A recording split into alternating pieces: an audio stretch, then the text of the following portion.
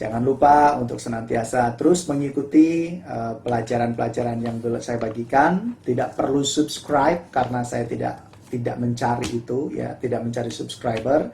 Yang saya pentingkan adalah pelajaran yang saya sampaikan bisa diterima, dan kalau memang ini penting untuk memberkati yang lain, boleh di-share. Apakah perlu di-like? Saya juga tidak mementingkan apakah channel ini di-like atau tidak. Karena tujuan utama saya adalah menjadi berkat, menambahkan wawasan kepada jemaat Tuhan semuanya.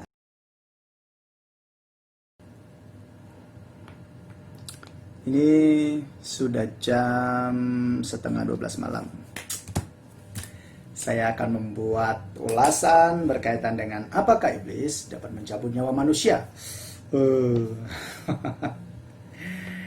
Oke, kenapa saya harus membuat satu ulasan ini? Karena saya percaya di antara anak-anak Tuhan juga masih ada yang mungkin bingung dengan apa yang harus mereka lakukan terkait dengan kuasa-kuasa gelap, roh jahat, atau apa yang mereka dengar berkaitan dengan cerita di mana dulu, zaman dulu, iblis bisa mencabut nyawa manusia, mengambil raga manusia, dan sebagainya. Apakah hal itu benar seturut dengan kebenaran firman Tuhan? Kita akan melihat kebenarannya, tapi saya mau mengajak kepada kita semuanya untuk melihat beberapa artikel yang sempat saya baca di internet, dan saya tepatnya cuma mengambil 2 bagian saja untuk kita bisa perhatikan bersama-sama, dan inilah isinya.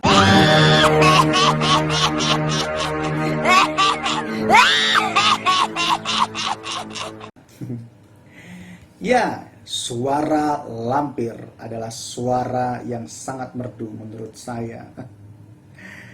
Oke, yang pertama kita melihat dari celebshop.com, ya.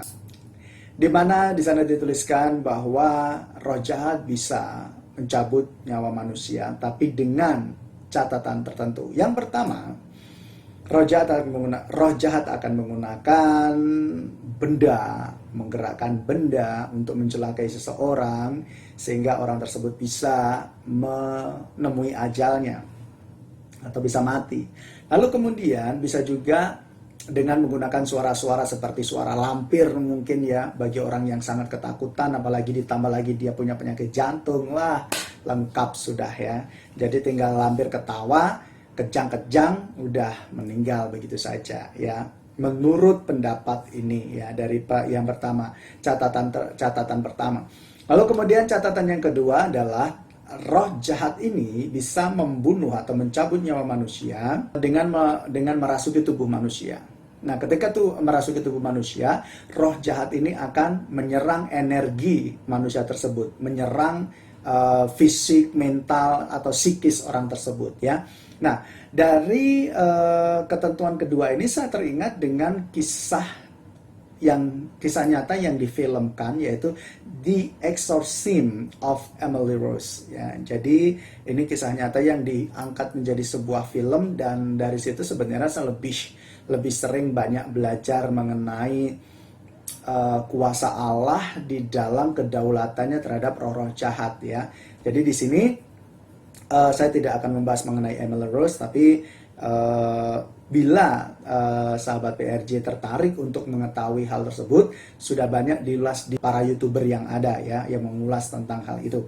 Itu dari artikel pertama. Artikel yang kedua itu berkaitan dengan rumor bahwa pada tahun 2013 di Thailand, yaitu desa Tasawang, itu katanya ada 10 orang meninggal secara tiba-tiba tanpa mengalami rasa sakit, tanpa mengalami apa yang membuat akhirnya orang berpikir, ya dia mati karena ini, ya. Itu tidak ada. Tapi di situ mereka menceritakan bahwa 10 orang ini, ya, penduduk desa ini tiba-tiba mengalami kematian begitu saja, dan mereka penduduk berasumsi bahwa ini adalah perbuatan dari roh jahat atau setan.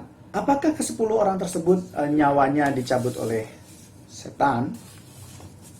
Mari kita lihat dalam kebenaran firman Tuhan. Silakan lampir.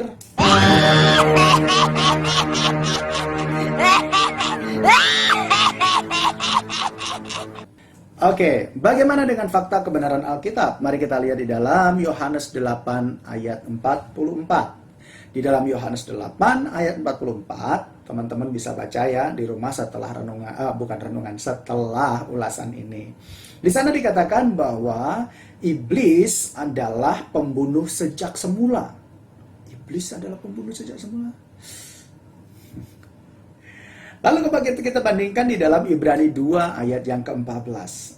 Ibrani 2 ayat yang ke-14 di sana dijelaskan bahwa kematian atau maut dalam bahasa Yunaninya disebut thanatou, sedangkan iblis disebut dengan ton diabolon. Ya, jadi secara keseluruhan inti dari ayat Ibrani 2 ayat 14 ini ialah iblis berkuasa atas kematian, tetapi kematian di sini bukan mencabut nyawa, ya, tetapi lebih kepada penyebab kematian. Itu yang tertulis dalam Ibrani 2 ayat 14. Penyebab kematian, ya. Ini berkaitan dengan kejatuhan manusia pertama. Karena mereka melawan Allah, tidak taat pada perintah Allah, makanya mereka mengalami kematian yang disebabkan oleh rayuan iblis tadi, bujukan iblis tadi, tipu daya iblis tadi, ya. Poin yang pertama di dalam Yohanes 8 ayat 44 dan juga Ibrani 2 ayat 14, itu bukan berarti iblis berdaulat atau berkuasa mencabut nyawa manusia, tetapi iblis adalah penyebab kematian dari kasus kejatuhan manusia pertama. Lalu kemudian kita perhatikan di dalam Yudas 1 ayat yang ke-6. Sebenarnya bisa disebut Yudas ayat 6 saja karena ini hanya satu pasal. Di dalam Yudas ayat yang ke-6, di situ kita bisa dengan jelas dan paham bahwa ternyata Tuhan membatasi kuasa roh-roh jahat.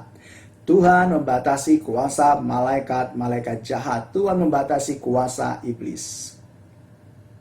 Artinya, segala sesuatunya yang berdaulat adalah Tuhan Yesus.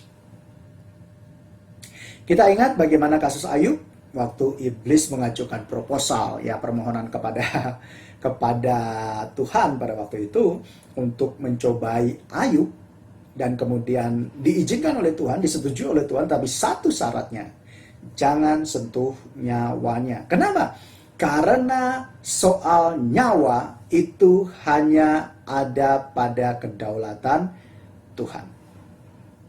Bisa kebayang dong kalau seumpama iblis diberi kuasa untuk mencabut nyawa manusia, nggak ada manusia yang selamat. Karena apa? Bayi lahir cabut nyawanya, bayi lahir cabut nyawanya, ya. Tetapi di ayat ini kita bisa melihat bahwa Tuhan membatasi kuasa iblis. Lalu kemudian di dalam ayat di poin yang ketiga dalam Ulangan 32 ayat yang ke-39 dan 1 Samuel 2 ayat yang ke-6, di situ kita bisa dengan jelas melihat bahwa hanya Tuhanlah yang berdaulat mencabut nyawa manusia. Hanya Tuhanlah yang berdaulat menentukan ini manusia masih diizinkan untuk hidup walaupun dalam kondisi kritis atau perlu dicabut nyawanya. Itu hanya Tuhan saja. Jadi, dari apa yang saya sampaikan di polling kemarin, apakah iblis dapat mencabut nyawa manusia? Jawabannya adalah tidak. Kenapa? Karena Yudas 1 ayat 6 di situ menjelaskan bahwa Allah membatasi kedaulatan iblis, Tuhan membatasi kuasa iblis, dan di dalam 1 Samuel 2 ayat 6, Ulangan 32 ayat 39, di situ tertulis hanya Tuhanlah yang berdaulat untuk mencabut nyawa manusia. Lalu bagaimana dengan topik yang saya tulis, ya, berkaitan dengan strategi iblis dalam mencabut nyawa manusia? Tepatnya iblis tidak bisa mencabut nyawa manusia, tetapi dia bisa menggunakan strategi atau cara untuk manusia bisa sampai kepada ajalnya, yaitu dengan cara mencelakai manusia. Ya.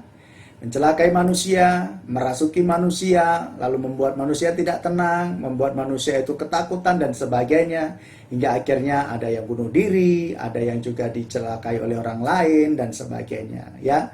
Jadi ini adalah strategi daripada kuasa si jahat. Tetapi kuasa si jahat tidak bisa mencabut nyawa manusia.